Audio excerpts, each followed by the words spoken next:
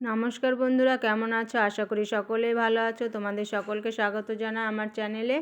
আজকে আমি চলে এলাম নতুন একটা রেসিপি নিয়ে। আজকে আমি বানাবো নিরামিষ বাঁধাকপির ঘন্ট। সেই জন্য দেখো এখানে নিয়ে নিয়েছি একটা বাঁধাকপি আর কিছু আলু। আমি বাঁধাকপিটাকে এভাবে কেটে নিয়েছি, আলুগুলো মাঝখান দিয়ে দু টুকরো করে এভাবে কেটে নিলাম। আর এখানে নিয়ে নিচ্ছি দেখো কিছু কাঁচা লঙ্কাগুলো আমি চিড়ে নিয়েছি। এখানে একটা গুঁড়ো মশলা তৈরি করব, সেই জন্য দেখো নিয়েছি গোটা জিরে, গোটা ধনে, গরম মশলা, তেজপাতা। এখন আমি শুকনো কড়াইতে এই সব মশলাগুলো ভেজে নেব।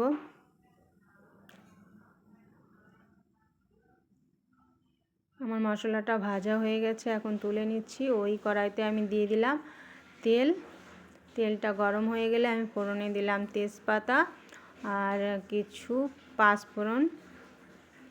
পাঁচফোড়নটা ভালো করে ফুটে গেলে আমি কেটে রাখা আলুগুলো দিয়ে দিলাম।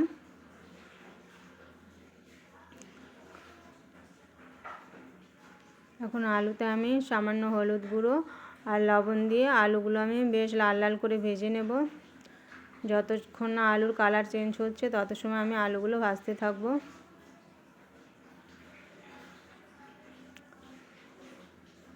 দেখো আমার আলুটা প্রায় ভাজা হয়ে এসছে। এখন আমি চিড়ে রাখা কাঁচা লঙ্কাগুলো দিয়ে দেব।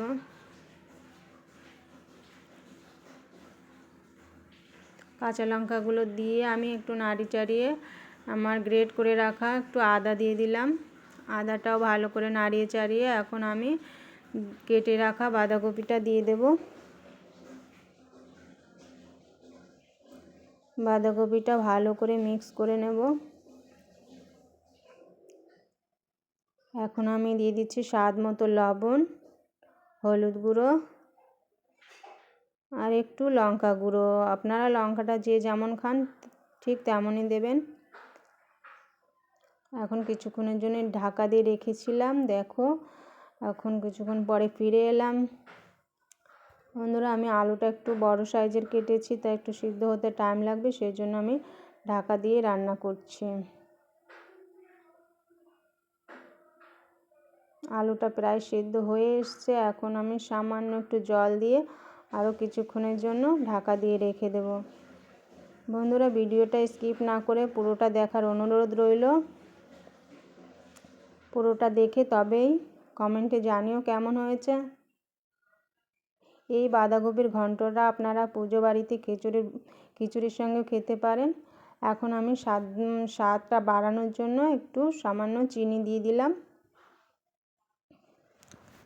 আমি যে মশলাটা করে রেখেছিলাম সেই মশলাটা দিয়ে দেব। এখন বাঁধাকপির ঘন্টটা আমার তৈরি হয়ে গেছে। এখন উপর থেকে মশলা গুঁড়োটা দিয়ে ভালো করে মিক্স করে আমি নামিয়ে নেব।